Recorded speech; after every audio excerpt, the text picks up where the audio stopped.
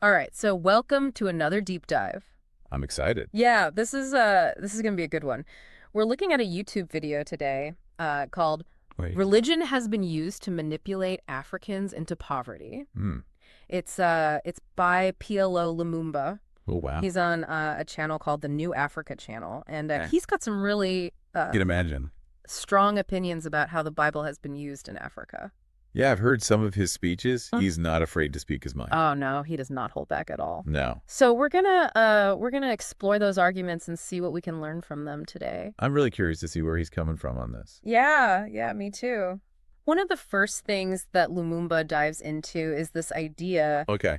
that the Bible itself was actually used as a tool for colonization. Oh, wow. Like, on the one hand, missionaries would be, reading passages about equality, Okay. like Galatians 3.28. Right, right. There is neither Jew nor Gentile, neither slave nor free, nor is there male and female, for you are all one in Christ Jesus. Yeah, a very universal message of unity. Exactly. But then on the other hand, Right. these same missionaries were often directly involved in the systems Oh, wow. that were oppressing African people. Oh, that's a tough one. I mean, how do you preach equality and then participate in a system that's all about inequality? It seems like a real contradiction, doesn't it? It's a huge contradiction, and it's one that Lumumba really drives home. He really makes you think about, the historical context of the Bible Yeah. and how certain passages might have been used to justify actions that were anything but Christian. That's a really good point. Ah. I mean, it makes you wonder how often that happened throughout history. Right, exactly. And that's actually where your expertise comes in, because Okay. I was hoping that you could kind of shed some light on that historical context for us a little bit. Like, were there specific biblical passages that were used to justify things like the slave trade? Yeah, absolutely. One that comes to mind is the story of Noah and his sons. Okay. Specifically, it's the part that people refer to as the curse of Ham. Okay, I've heard of that. Yeah, so in the story, Noah curses his son Ham, and the curse says that Ham's descendants will be servants to their uncle's descendants. Right. And this passage was unfortunately really misinterpreted. And people used it to suggest that people of African descent were somehow destined for servitude. Wow, I never really thought about it that way. It's disturbing how a story like that could be twisted to fit a particular agenda. It is, and it's not like this was just some fringe interpretation either. This idea became deeply ingrained in the ideology of colonialism and slavery. So we've got this backdrop of the Bible being used to justify oppression. Right. And then Lumumba brings up another really interesting point, which is the way that Christianity itself became so fragmented in Africa. You mean like how all the different European countries brought their own unique versions of Christianity over? Exactly. It's almost like they were dividing and conquering not just the land, but also the religion. Anglicans, Presbyterians, Dutch Reformed. Right, right. It seems like every colonial power wanted to put their own, stamp on Christianity and impose it on the people they were colonizing. Yeah, it's a complex issue, for Mhm. sure. I mean, on the one hand, you could say it's just a natural reflection of the diversity that already existed within European Christianity, right? Right. But on the other hand, you can't deny the impact it had on African religious identity. What do you mean? Well, imagine you're an African who's being told to give up your traditional beliefs and embrace this new religion. Right. But then you're presented with all these different versions of Christianity, Right. often with conflicting doctrines and practices. Yeah. It would create so much confusion, right? And it definitely undermines that whole idea of a unified Christian faith. Yeah. No, that makes perfect sense. And I bet it made it a lot easier for the colonial powers to maintain control too, right? I mean, Yep.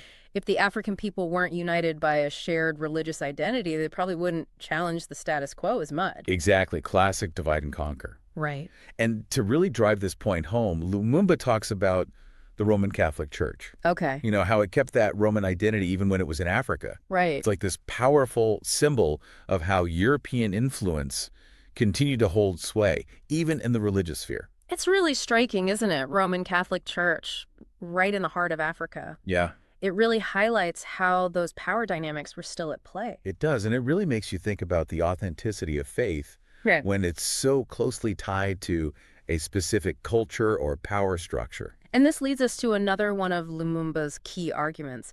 He talks about the Bible being used as a moral fig leaf. Oh, that's an interesting expression. Yeah. I've heard that before, but I never really thought about it in this context. It is a pretty interesting metaphor, right? Yeah. But I think it gets right to the heart of Lumumba's critique of how Christianity is practiced. He's basically saying that a lot of people who call themselves Christians don't really live by the teachings of the Bible. Okay. Instead, they kind of pick and choose the parts they like, and they use those to justify their actions, or as he puts it, hide their nakedness. So it's like selective interpretation, right? Exactly. Where you focus on the parts of a text that already align with your beliefs and ignore the parts that are inconvenient. Yes. And I think this is something that a lot of people can relate to, regardless of their religious background. I mean, we've all seen examples of people using their faith more as a shield or a weapon rather than a guide for living a better life. That's true, yeah. It definitely raises questions about how we engage with religious texts in general. Are we approaching them with humility and a desire to learn?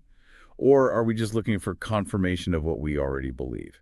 That is such a good question, and I think it's one that we're going to keep coming back to throughout the rest of this deep dive. It's interesting, though.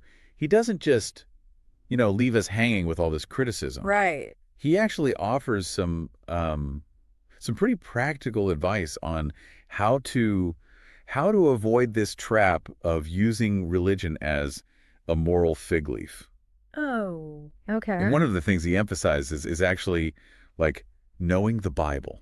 What do you mean by that? Well, he tells this story about asking his audience about King Uzziah Okay. from the book of Isaiah. And he says, most people couldn't answer Yeah. because they're not really reading and studying the text. They're just relying on what they hear from others. Right. So it's not enough to just take someone else's word for it. Exactly. You have to actually go to the source yourself, Yeah. read it, try to understand it in context. Yes, exactly. Yeah, it makes sense, right? It's like anything else you want to learn about. Yeah. If you just skim the surface, you're not going to get a deep understanding. Right. And you're more likely to be swayed by someone else's interpretation Right. rather than forming your own conclusions. Exactly. And I think that's what Lumumba is really getting at here. Yeah. The importance of, developing your own understanding, your Yeah. own relationship with the text. Absolutely. And, he even admits that he struggles with this himself. Oh, really? Yeah. He talks about how, he'll be reading the Bible Okay. and he'll start to, question what kind of Christian he would have been back in Jesus's time. What does he mean?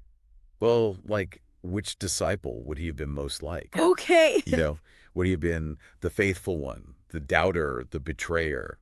He's really introspective about it. That's pretty cool. You don't often hear that kind of honesty from religious leaders. Yeah. They usually just want to act like they have all the answers. Yeah, they've got it all figured out. Yeah, exactly. But Lumumba's clearly still searching, which I think makes him even more relatable, I agree. It definitely makes his message more powerful because he's not preaching from some high and mighty position. Right. He's right there in the trenches with everyone else grappling with these tough questions. Totally. And it all comes back to that point about authenticity, right? Yes. Being honest with yourself, acknowledging your own flaws, Absolutely. limitations, and then using that lens of authenticity to kind of examine, well, even religious practices like he talks about child baptism. Oh, interesting. What does he have to say about that? Well, he basically argues that it has no real biblical basis. Okay. Can a young child really understand the commitment they're making? It really brings up that question of, informed consent Right. in a religious context. That's fascinating. It is. And it makes you think, right? How many things do we just accept as tradition Yeah. without really questioning whether they actually line up with what the Bible teaches? It's a good point, and he even brings up the 10 Commandments. Oh, wow. Which are kind of like the cornerstone of Christian morality. Right. But he says for a lot of people, they've become more like suggestions than actual commandments. That's a bold statement. It is, right? Yeah. I mean, they're pretty clear cut, right? Thou shalt not steal, thou shalt not kill. Yeah, how can you really pick and choose? Exactly, but he's saying that we do. We do, yeah. We tend to focus on the ones that are easy or convenient for us. Right. And we ignore the ones that challenge us. Yeah, and ones that require sacrifice. Right, so it's not enough to just know the Bible. You have to actually try to live by its teachings. Exactly, and that's where things get really hard. Yeah. Especially in today's world, right? I mean, we're constantly being bombarded with messages that completely contradict those values. Right. And Lumumba actually talks a lot about the rise of what he calls false prophets. False prophets, so like people who claim to be religious leaders. Yeah. But they're just trying to exploit people. Exactly. And he warns that even people who consider themselves strong in their faith Yeah. can be deceived by these charismatic figures. Wow. That's kind of scary. It is a little unsettling, Yeah. but I think his point is not to scare people. Right. It's to encourage them to be discerning, Yeah. to Yeah. really think critically about the messages they're being fed, especially through social media. That's such a great point. Social media is full of all those like soundbite snippets of information, Like this. catchy slogans. Right. And it's so easy to just get caught up in the hype and accept things without really thinking about them. It is, and Lumumba argues that this kind of superficial engagement Yeah. is actually making it harder for people to develop deep, meaningful faith. So it's like we're drowning in information, but we're starving for wisdom. That's a perfect way to put it, and I think that's a big part of what he's trying to do with this video. Okay. To encourage people to reclaim that wisdom, Yeah. to engage with their faith in a more thoughtful, intentional way. It sounds like he's really calling people to action here, He is. Not just to sit back and criticize. So he's saying true faith is not passive. Mm-hmm. It requires effort, reflection, Right. and a willingness to challenge yourself. Okay, so how do we do that? Yeah. Where do we even start? So we've been unpacking PLO Lumumba's thoughts on how the Bible has been used in Africa. Right. He's raised some tough questions about manipulation, authenticity, all of that. Mm-hmm. But he doesn't just leave us with a bunch of criticism, Yeah, right? not at all. He offers these like paths forward, Yeah. ways to build a more genuine, transformative faith. Mm-hmm. What did you find most helpful from him in that regard? Well, I think for me, it really comes back to that idea of critical engagement. Okay. He really encourages his listeners to think for themselves, Right. to not just blindly accept interpretations of the Bible, Yeah. even for people they respect. Okay. You really got to question, analyze, compare different perspectives. It's like becoming your own biblical detective. Exactly. Yeah. Digging deeper, looking for evidence, not being afraid to challenge the status quo. That's awesome. And I think that's something we could all probably benefit from applying to our lives in Yes. general. And Lumumba himself demonstrates this, right? Agree. I mean, think about his critique of child baptism. Mm-hmm. It's this widely accepted practice, Yeah. but he's willing to question it He is. based on his understanding of the Bible. It takes courage, but I think it really highlights that true faith isn't about blindly following tradition. Right. It's about seeking truth for yourself, Yes. even if it means challenging what you've always been told. Yeah, absolutely. But it's not enough to just have like an intellectual understanding, right? No. Lumumba really stresses that you have to live your faith. Your actions should reflect your beliefs. Absolutely. And that means constantly checking in with ourselves, right? Yes. Are we truly embodying those principles of love, compassion, justice? It's easy to get caught up in the rituals and traditions, but if they don't translate into how we treat others, how we move through the world, Right. then what's the point? Right. And Lumumba actually reminds us that being a true Christian isn't going to be easy. He talks about Christ's own words, about how hard it is to enter the kingdom of heaven, the warnings about those false prophets leading people astray. So how do we navigate all those challenges? Well, I think Lumumba has an answer for that too. Okay, what is it?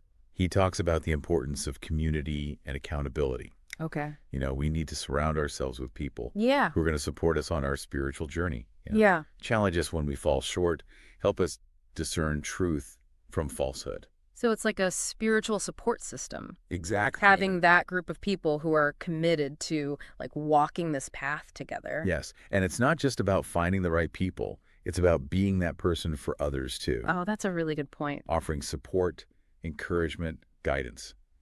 Mentorship is a two-way street. Yeah, it's not enough to just work on ourselves in isolation. We need to be actively building that community of faith that supports and challenges everyone. I couldn't agree more. And I think that's ultimately what Lumumba is calling for here.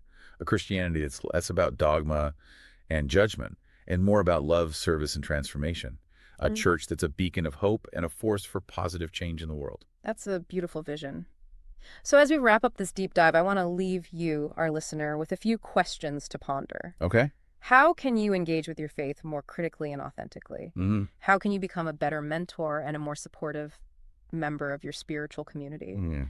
And finally, how can you use your faith to make a positive impact on the world around you? Those are great questions to reflect on. I think it's important to remember that the journey of faith is ongoing. There will always be challenges, doubts, and setbacks along the way. But by staying grounded in our values, Seeking guidance from wise mentors and supporting one another, we can navigate those challenges and emerge stronger and more committed to living a life of purpose and meaning. That's a great note to end on. Thanks for joining us on this deep dive. We hope it's given you some food for thought and inspired you to keep exploring. Until next time, keep seeking, keep questioning, and keep growing.